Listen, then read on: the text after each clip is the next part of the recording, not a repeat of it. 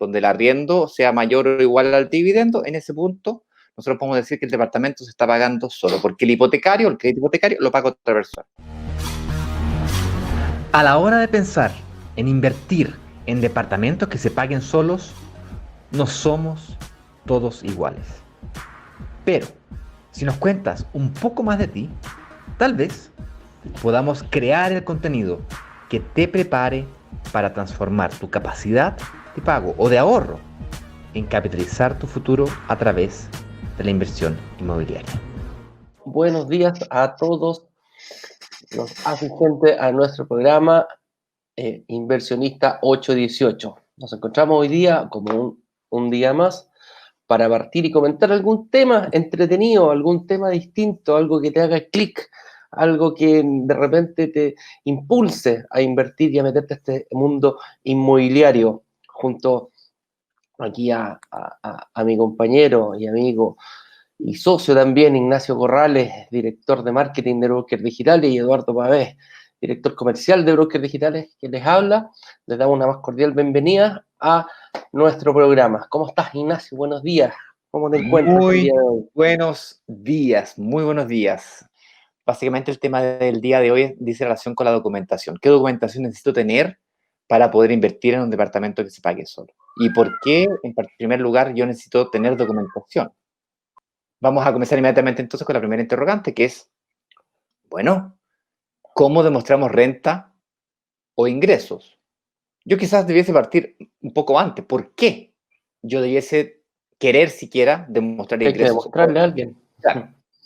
Entonces, básicamente cuando tú piensas en invertir en un departamento que se pague solo, necesitas, para el concepto de que se pague solo, quiere decir de que el crédito hipotecario lo paga otra persona con el arriendo, donde el arriendo sea mayor o igual al dividendo. En ese punto nosotros podemos decir que el departamento se está pagando solo, porque el crédito hipotecario lo paga otra persona. Entonces, para poder sacar un crédito hipotecario, yo necesito demostrar ingresos, porque si yo no demuestro ingresos, no tengo cómo una tercera persona, que en este caso es el equipo de riesgo de una institución financiera, va a poder eventualmente certificar que yo soy una persona que efectivamente soy capaz de pagar.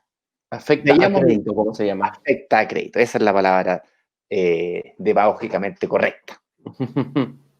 Entonces, si yo no soy capaz de demostrar ingresos, porque todo lo que yo gano es negro, solo Dios sabe de dónde viene ese dinero, recibo remesas de, no sé, de quien sea, eso, si bien es cierto, tiene un efecto positivo en el inmediato plazo, en el sentido de que quizás puedas evadir impuestos.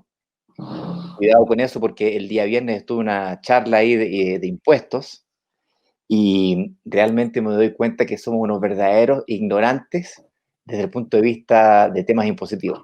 Así que, dado que me identifiqué como ignorante, ahora me voy a poner a estudiar como loco el tema impositivo, porque realmente llega a ser vergonzoso lo ignorante que somos todos, Y eso, ojo, la población. sí. Pero yéndonos a los temas más básicos, básicamente la razón por la cual tú necesitas demostrar renta es porque alguien, el banco, y ni siquiera el banco como institución, sino que específicamente el equipo de riesgo del banco, que dice a esta persona sí es sujeta de crédito y esta persona no es sujeta de crédito para lo que esta persona está pidiendo, digamos. Es sujeta de crédito para estas cosillas, pero es para estas otras no. Entonces, eso, la persona que te está evaluando no te ve la cara, no te ve, no son amigos tuyos, no tienen idea de ti. Lo único que ven son papeles y números. ¿Y qué papeles son los que tú puedes utilizar o tener a tu poder o administrar para que puedas efectivamente sacar un crédito hipotecario? ¿Okay? Y eso nosotros tenemos que diferenciarlo en diferentes formas en las que tú generas ingresos. ¿Okay? Principalmente son dos grandes grupos, los dependientes y todos los demás. Sí, porque entre eso hay muchos. Claro, o sea, yo te podría decir, están los Muchos. independientes, que son los que boletean, después están los empresarios que sacan retiros, pero también tienen un sueldo de su misma empresa. Entonces, hay una diferente variedad de configuraciones. Están los que no trabajan, pero reciben dividendos de acciones o portfolios de inversión, hacen retiros de negocios. Vaya, hay diferentes configuraciones. Entonces, para tratar de simplificar esto, sin ir tan al detalle específico de persona por persona, básicamente quisiera yo comenzar por los dependientes. Y hay aquí una frase que se me quedó, un título, perdón, que se me quedó. El dependiente. El dependiente. El dependiente. ¿Quién es el dependiente? ¿Quién es el dependiente? El que, como dice la palabra, depende de alguien. Está bajo un contrato y un tercero le paga los servicios que él realiza mes a mes, ya sea en una empresa, dando un servicio, pero alguien le paga el sueldo y ese alguien te paga lo que son las imposiciones, te paga la salud, todo aquello, pero viene con un sueldo bajo un contrato que está predeterminado, la cantidad de tiempo que tiene que realizar y la remuneración que se le va a pagar. Eso principalmente es un dependiente. Una observación acá me pareció muy interesante el viernes, un comentario que hizo el profesor en relación a que el único agente, el único contribuyente, entendiendo por un contribuyente una persona que paga impuestos, que no tiene que preocuparse por los impuestos es el dependiente, porque por ley quien se preocupa de pagar los impuestos del dependiente es el empleador. El empleado. Ese es el único contribuyente que duerme tranquilo sabiendo que una tercera persona le paga su sueldo. Pero cuidado, el profesor también dijo, de esas personas dependientes, debe haber un mínimo porcentaje que realmente es 100% dependiente. El resto de la población, prácticamente toda la población de Chile, también tiene que pagar el impuesto de segunda categoría, que básicamente es el impuesto a la renta. Porque basta que tú te compres una propiedad, basta que te compres un vehículo, basta con que tú adquieras cualquier bien prácticamente y automáticamente tienes que declarar por ese bien, por ese activo, por ese patrimonio. ¿Bien? Sin entrar en mucho detalle en un tema que realmente no manejo, básicamente lo que estoy tratando de decirte es que los dependientes tienen el camino bastante más fácil. Sin embargo, eso no quiere decir de que no tengas que saber lo otro, porque es muy fácil caer en lo otro. Y no saber esto, de repente te impide demostrar ingresos que tú hoy día tienes o ganas o recibes, pero que no sabes que tienes que declararlo. Él da un ejemplo, profesor, para ser más específico, es que si tú, por ejemplo, ganas un sueldo y tus ahorros los tienes en un fondo mutuo, ese fondo mutuo paga impuestos y tienes que declararlo. Así es. Y por lo tanto dejas de estar 100% dependiente, pasas a ser también de segunda categoría. ¿Ok? Oye, insisto, no quiero profundizar mucho el tema porque ahí me empiezo a perder. Vamos a lo que vinimos. Vamos al tema, vamos a lo que vinimos. Volvamos ¿Sí? a lo que vinimos. El caso de los dependientes. ¿Qué documentos se le pide generalmente a una persona que quiere sacar un crédito, específicamente un crédito hipotecario, cuando es dependiente? Esto es lo típico, lo fácil que la mayoría de los dependientes la conoce. ¿Ok? Y lo básico es tener tu cédula de identidad por ambos lados, paréntesis, vigente. ¿Ok? Cuidado con que tengas tu cédula de identidad vencida. ¿Bien? Lo segundo que te piden después, cuando tú eres dependiente, son las típicas liquidaciones del sueldo. ¿Okay? Aquí hay un tema delicado que considerar. Si te vas a cambiar de trabajo, si están pidiendo las últimas 3 liquidaciones de sueldo y te cambias de trabajo justo en el momento que estás realizando un crédito hipotecario, no vas a cumplir con este requerimiento básico de 3 últimas liquidaciones de sueldo, ¿cierto? Trata de no cambiarte justo cuando estás sacando una aprobación de un crédito hipotecario, ¿ya? Los créditos de consumo son totalmente diferentes, pero aquí estamos hablando de los créditos hipotecarios. Y en el caso de las 6 últimas liquidaciones, en el caso de renta variable. ¿Qué es lo que es renta variable? Básicamente las comisiones por venta que gana típico un vendedor, ¿no es cierto?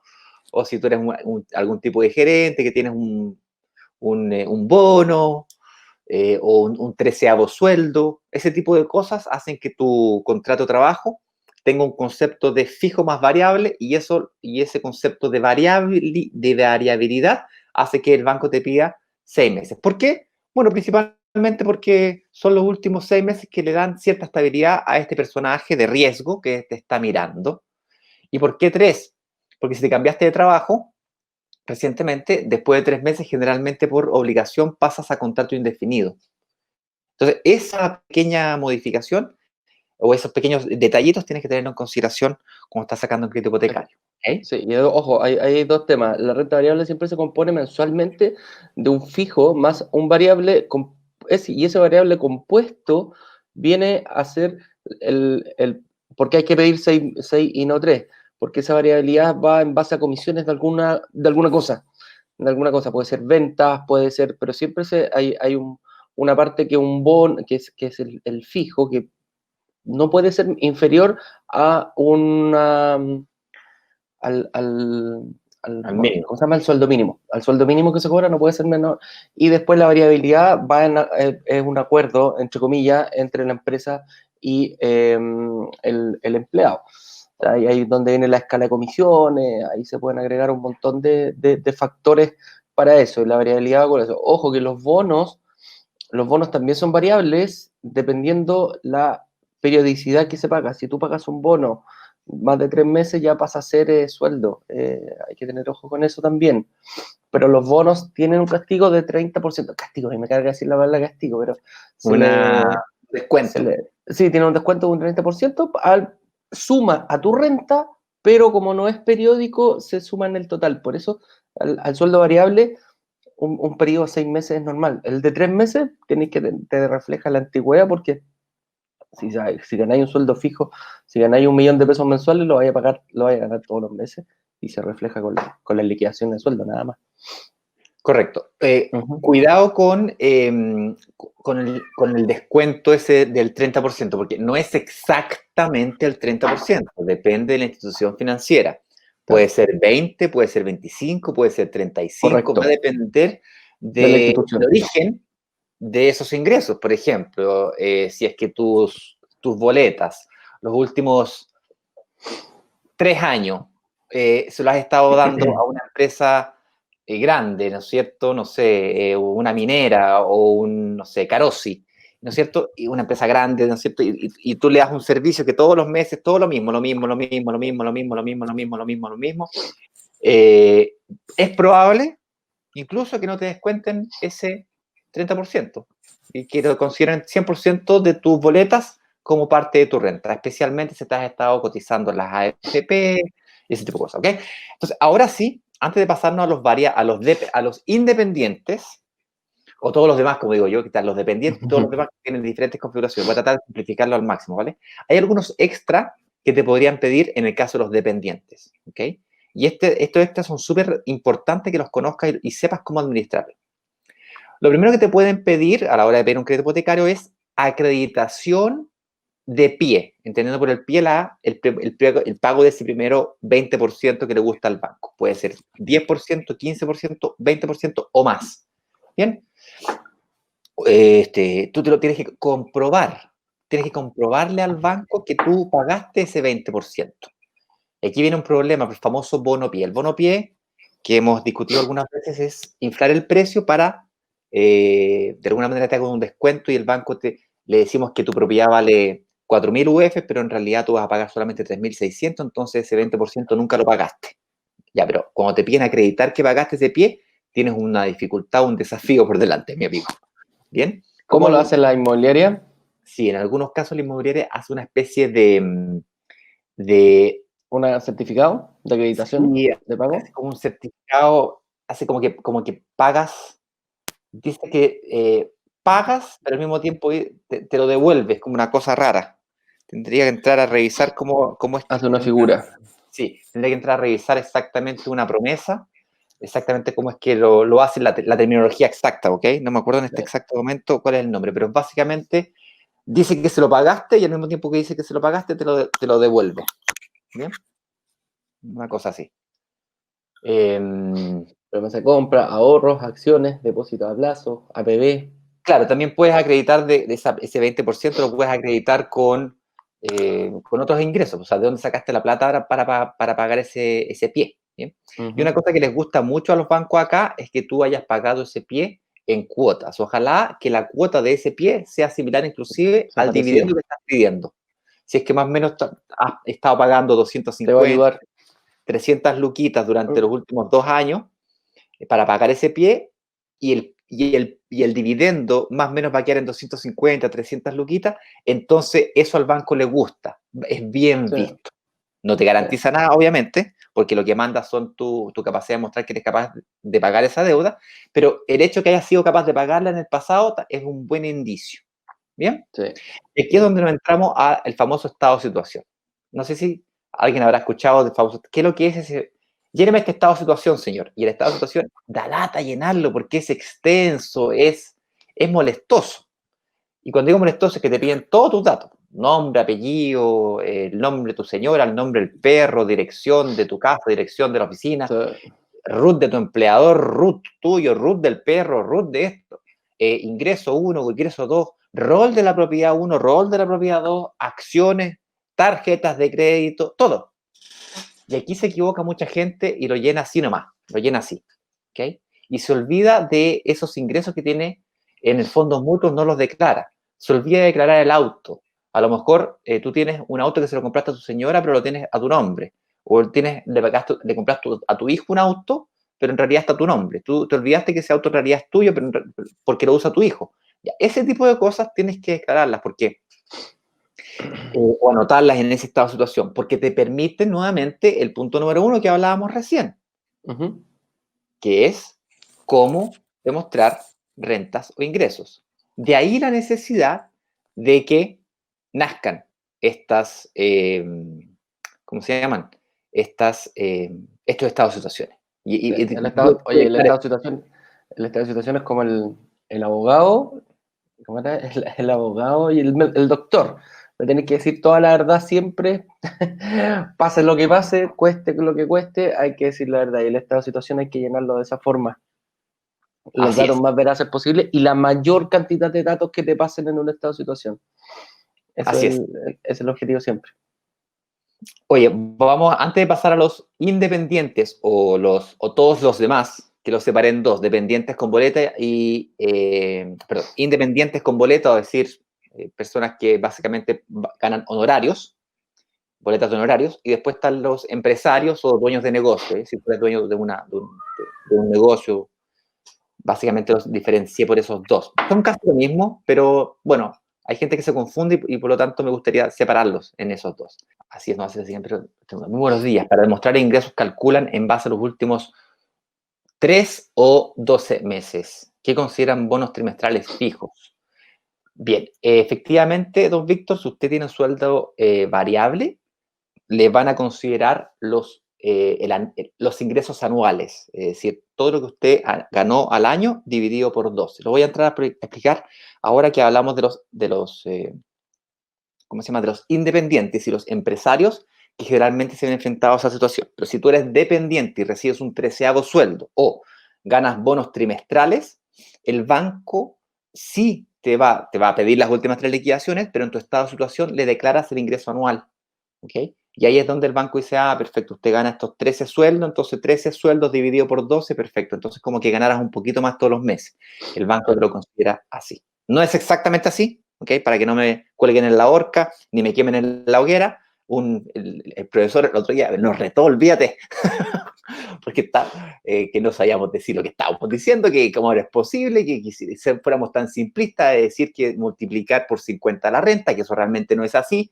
Ya, pero es una simplificación poco burda para que uno más o menos al ojo pueda tomar una decisión de hacer una reserva, nada más. Luego te pido todos estos documentos y te sacamos una evaluación financiera profunda. ¿Bien? Claro. Esta es la tabla en la que nos encontramos esta semana, por cierto, después del cierre de la semana pasada. Dependientes, ¿bien? ¿Qué documentos me piden para el caso de los independientes con boleta? ¿Ya? Que por cierto, insisto, los separé en los independientes empresarios o dueños de negocio, ¿no? Que es muy parecido, pero hay personas que se consideran distintas y tiene una pequeña diferencia sutil. ¿Bien? A ojos del banco es muy parecido, si es que no igual, los documentos son muy parecidos. ¿Bien? Entonces vamos con lo básico. Lo primero, lógicamente, como ya dijimos, la cédula de identidad por ambos lados, vigente. Te van a pedir además las 6 últimas boletas de honorarios. 6, ¿ya? ¿Te pueden pedir las 12? Sí. ¿Te pueden pedir las últimas 24? También. Generalmente, como mínimo, piden las últimas 6 boletas de honorario. Entonces, si tú estás pensando en independizarte, es decir, renunciar a tu pega para comenzar a boletear, por ejemplo, si eres dentista y trabajas para una clínica y te quieres independizar, poner tu propia clínica y votar, ¿no es cierto?, el empleo actual que tienes y estás pidiendo un crédito hipotecario, mucho cuidado con hacerlo antes de que se cumpla el plazo mínimo de 6 meses. ¿Ok? Después, porque como a lo mejor te va bien si es tu profesión, pero el banco no tiene por qué saber de que a ti te va a ir bien y que tú eres un excelente dentista, y por lo tanto te va a pedir como mínimo 6 últimas liquidaciones. Cuidado con ese detalle, que es medio año. Sí, sí, y ojo, que se queda ahí, que si uno deja definitivamente, porque en el caso de los doctores, como es por jornada, pueden trabajar la media jornada como dependiente en una clínica y media jornada como independiente. Ahí va a 2 años cuando tú adquieres, cuando te Sí, era ese independizas. punto, ahí. Claro, ahí está, viste, el resumen de la boleta de 2 años, Te van a lo que pedir, iba a decir, cuando tu sueldo viene 100% de boleta, son 2 años, no 6 meses. así es. Entonces, por lo tanto, te van a pedir el resumen de de los últimos 2 años. Y Claro, últimos 2 años tributarios. Es decir, que si tú partiste en septiembre del año 2019, vas a cumplir el primer año recién en diciembre del 2020, porque es tributario, tú comenzaste a pagar este y el otro. Entonces tienes que esperar 2 años tributarios para poder demostrar tus últimas 2 declaraciones de renta. Es decir, claro, para tú sacar un crédito hipotecario ahora el segundo semestre del 2020, tendrías que haber iniciado tu proceso el 2018 y el 2018. Entonces la declaración de renta del 2018 más la declaración de renta del 2019. Y si el 2018 comenzaste, no sé, en septiembre del 2018, vas a tener solamente 4 boletas o menos. claro, Entonces el 2018 te van a mirar como que tienes muy poquito. Y quizás vas a tener que esperar hasta la próxima declaración renta. Entonces, esos cálculos, y cuidado. Bien, sí, hay tienes que que tener ojo, hay calcularlo que bien. tener ojo. Bien. Y por lo tanto, no te compres de entrega inmediata. Y si te vas a comprar de entrega de aquí a 6 meses, ten este factor en consideración. Nuevamente, vuelve a ser recomendable que inviertas totalmente en blanco para que tengas 1 año y medio a 2 años para presentar tus últimas 24 boletas o equivalente a los últimos 2 años tributarios. ¿Bien? Ujú. Bueno, esto es lo que estaba diciendo yo. Las últimas 2 declaraciones de impuestos, formulario 22, compacto del Servicio de Impuesto Interno. Se saca por internet, extremadamente simple. Todos estos documentos que te estoy diciendo son extremadamente simples de sacar. Bien, te pueden pedir también las últimas AFP. Hoy en día, como es obligación cotizarse en AFP, también puede ser válido. Todas estas cosas complementan. Bien. Sí. Por lo general se pide el certificado que viene el RUT del pagador de las imposiciones. O sea, si tú estás Bien. trabajando, se ve el tiro, porque hay 2 formularios para el certificado de la Y FP. puede que miren al RUT a quién le estás boleteando. Bien. Y lo mismo que el sueldo fijo, volviendo a los dependientes, Sí. si es que, por ejemplo, el Para trabajar en empleador, empresas Prime. Las empresas claro, Prime que tienen cotizadas los bancos, el riesgo es menor para ellos al tú trabajar, por el hecho de trabajar solamente en una empresa Prime, tienes un menor riesgo, entonces tienen mejores condiciones. claro, si trabajas en una empresa grande, no sé, Carosi, una En minera, LATAM, en Codelco, pero no, ojo, no no sé si la para. TAM ahora con la TAM Ahora últimamente, LATAM se nos vino abajo, pero sí, no, pero son empresas no, pero el Prime, todo ese próximo año tipo. ya se recupera, se recupera. Sí, sí, sí. Ellos mismos, los bancos, tienen su listado de empresas Prime y si tú calzas en alguno de ellos, tienen mejores condiciones, el riesgo un poquito más mano abierta para ti por solo el hecho de trabajar ahí. No te olvides que también te van a pedir los extras, que como decíamos recién, Sí. básicamente es tu estado de situación y la acreditación del pie nuevamente. ¿Bien? Ujú. Ok, ahora sí nos vamos al caso de los empresarios.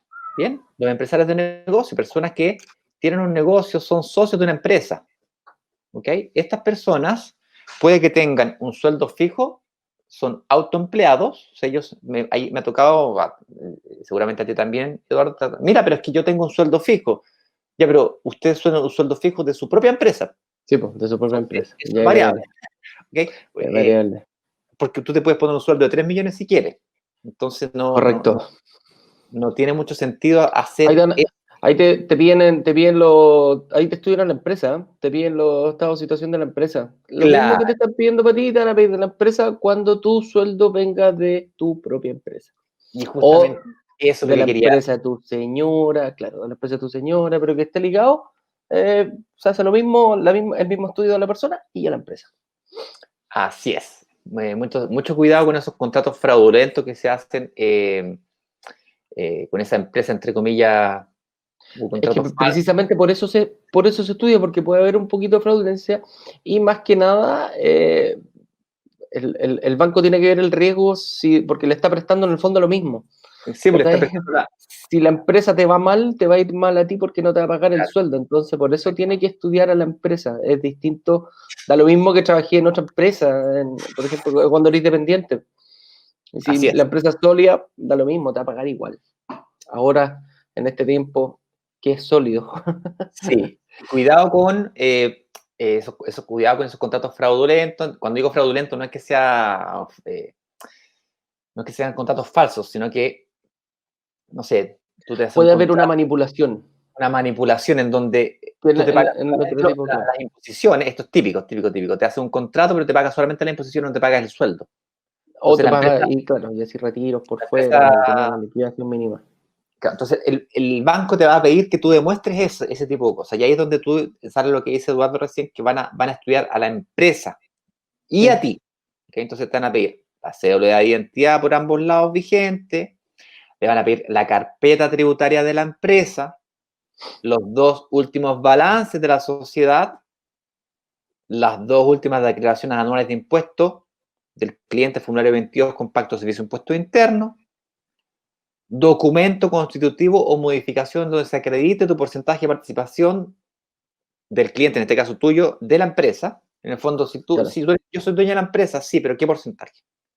No, yo soy dueño del 100%. Ok, muéstrame una constitución de Ganancia. la sociedad reciente, porque las empresas se venden, pasan por las empresas, tienen vida propia las empresas. Por lo tanto, te van a pedir que tú demuestres que tú eres realmente Entonces, el dueño de la se empresa. saca un certificado.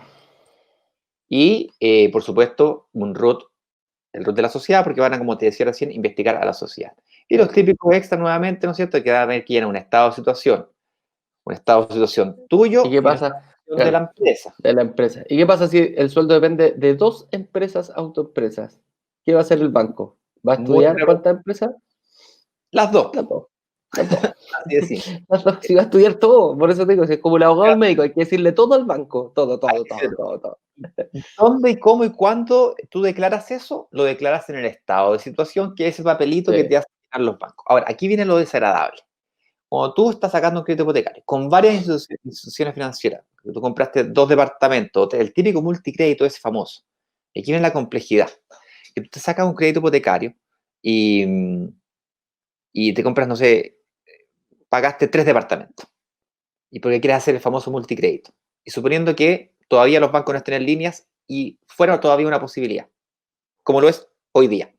Pues hoy día te pedirían 3 estados de situaciones, tu carpeta completa la tendrías que multiplicar por 3 y llenar estos famosos estados de situación 3 veces o 4 o 5 o 6 veces la cantidad, dependiendo de la cantidad de instituciones financieras que tú tengas que sacar estos créditos. De ahí la complejidad de estos famosos multicréditos. Esas operaciones multicréditos famosas son, primero, extremadamente riesgosas y segundo, son extenuantes a la hora de sacar los créditos hipotecarios. Ahí te sí. recomiendo que te asesores bien por una persona que paga un poco de plata, alguien que sea experto en esto y te ayude a sacar esos créditos hipotecarios. Sí. Y no tan solo eso, Ojo, sí, cuando ya te estás comprando más de una propiedad, de la tercera en adelante, dejas de ser los departamentos DFR2 y yo te recomiendo fuertemente, en base a mi experiencia del viernes pasado con este profesor que nos retó muchísimo, te recomiendo fuertemente que te hagas asesorar por un contador, ojalá un contador tributarista. ¿Ok? sí. Hay muchas mañas que se pueden Ellos utilizar. son expertos. Y son expertos en eso, te van a ayudar. Y ojo, sobre el mismo punto, Ignacio, si tú vas a tomar la opción de un multicrédito, que es una opción, no es mala, no es buena, te puede gustar como no te puede gustar, pero si lo vas a hacer, que las propiedades sean en el mismo edificio, Ah, no, eso es clarísimo. porque ese es como la ABC, porque si tú compras una propiedad en un edificio y otra propiedad en otro edificio, si una de las dos se atrasa, el banco puede incluso hasta ver que ya tienes otro crédito y te puede rechazar el crédito para las dos propiedades, así que hay que tener mucho ojo con eso, mucho ojo. Oye, palabra santa, lo dijiste tú mejor que nadie. Yo escucho mucho personas que me llaman o me preguntan por WhatsApp, me dicen, mira Ignacio, tengo unos ahorros, me quiero comprar un terreno en el sur, me quiero comprar una oficina en Santiago ahora que está tan barata y me quiero aprovechar de comprar esos departamentos que tú me estás ofreciendo, fíjate, interesante, me quiero comprar 2 departamentos, una oficina y el terreno. ¿Cómo lo puedo hacer? Y no se puede, o sea, no es que no se pueda, se puede, pero es extremadamente riesgoso porque imagínate que si no te da el financiamiento te estás sobreendeudando y al sobreendeudarte vas a ir rechazado. Ese el multicrédito es un sobreendeudamiento realmente. Sí, Y por lo bajo tanto cuerda. es, es, es un truco financiero para sobreendeudarte. Sí, ¿El banco te va a dejar sobreendeudarte? No. Y cuidado que cuando tú estás firmando la declaración de estado de situación, tú estás firmando que estás diciendo la verdad.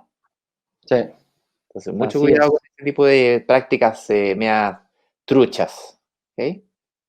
Oye, don Horacio aquí nos pregunta, ¿qué pasa si recibiste una herencia? Bueno, si recibiste una herencia y pagaste los impuestos correspondientes por esa herencia, ahí está tu declaración. Ahí Sí. está la justificación del origen de esas platas, de esos dineros.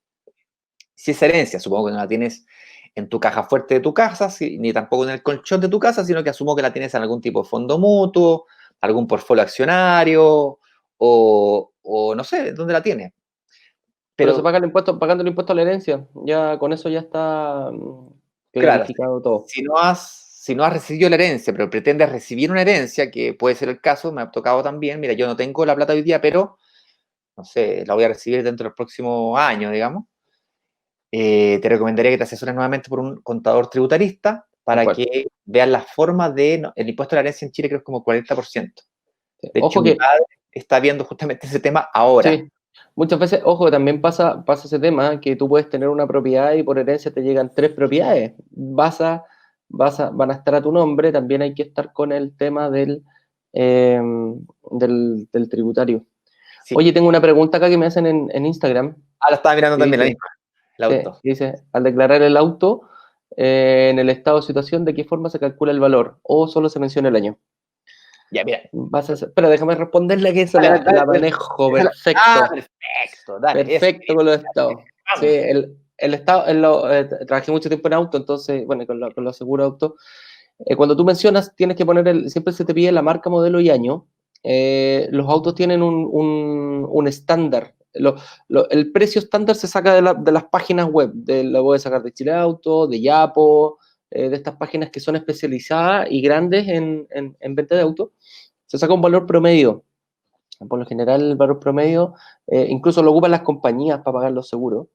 Ingresas la marca, modelo y año de tu auto, que es lo que te pide, básicamente, principalmente, no básicamente, y un auto en las mismas condiciones, las mismas características, el mismo año, el precio mayor con el precio menor y se saca un promedio.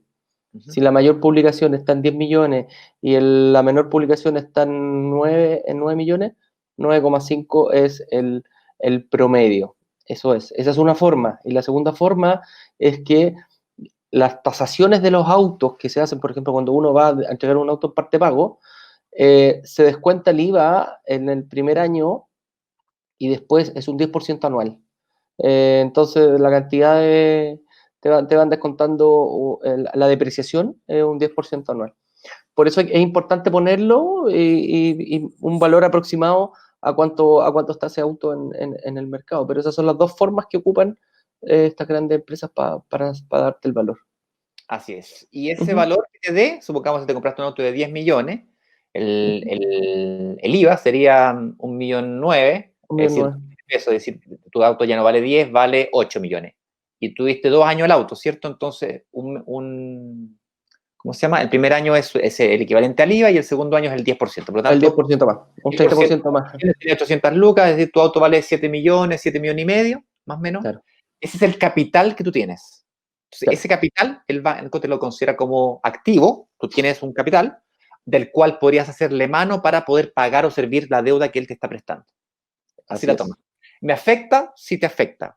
¿Cuánto? Un poco, mucho, depende del activo que tengas, pero de que afecta, afecta. Entonces, estos pequeños detallitos hacen que pases de no ser aprobado a ser aprobado. Entonces, decláralos, porque son la Biblia del estado de situación, es la Biblia sobre la cual se sustenta o se basa la persona que te evalúa el riesgo, que no te conoce, no sabe si tú eres buena persona o mala persona. Si tú no pagas puntualmente, no le interesa, no sabe. Ve solamente números y papeles. Claro.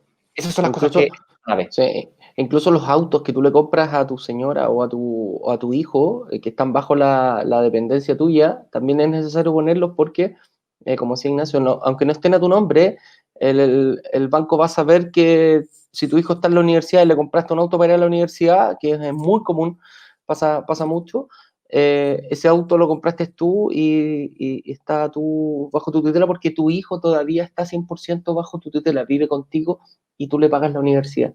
Entonces el banco lo toma como un activo tuyo, independiente que esté a nombre de otra persona. Oye, quisiera entonces cerrar con eso. No tengo definido el tema de mañana porque el fin de semana estuve descansando, entonces con suerte definí el tema de hoy, ahora muy tempranito por la mañana. Así es. ¿Qué pasa si lo tengo en prenda? Si lo tienes en prenda, o sea, te lo van a considerar lógicamente, pero te van a considerar que también esté en prenda. Eso es típico con los autos que están en prenda. Pero cuando Sí. se termina de pagar ese crédito hipotecario, ese crédito de consumo de hipoteca, que es el típico Forum, ¿bien? Entonces, Sí. como está en prenda, el Forum, ¿no es cierto? Ya, pues, una vez que se termina de pagar, Va a pasar 100% tuyo. 100% decláralo. Pero la deuda se toma y si hay un capital que tú pusiste de pie, también se toma. Buen También se punto, toma a favor Eduardo. tuyo. Sí. Buen punto, Sí, Eduardo. el pie se toma a favor tuyo, el auto, a ver, el auto, sí, está a nombre de la entidad financiera, pero el padrón está a tu nombre, algo ahí, se me olvidó ese tema. Pero se toma como patrimonio. Sí, se toma como patrimonio de ti, Denis, Se lo Alexis. van a descontar esos porcentajes y tienen todas unas reglas, unos algoritmos que lo calculan automáticamente, Sí. mete los datos a la calculadora y chao. Claro. ¿Okay? Pero decláralo, ese es el punto. Te ayuda, aporta. Siempre. Señoras y señores, los dejo invitados a proponer temas para el día de mañana. No hay problema. Nos vemos, muchachos, que estén bien, Abrazo. cuídense. Nos vemos. Chao, chao. Chao.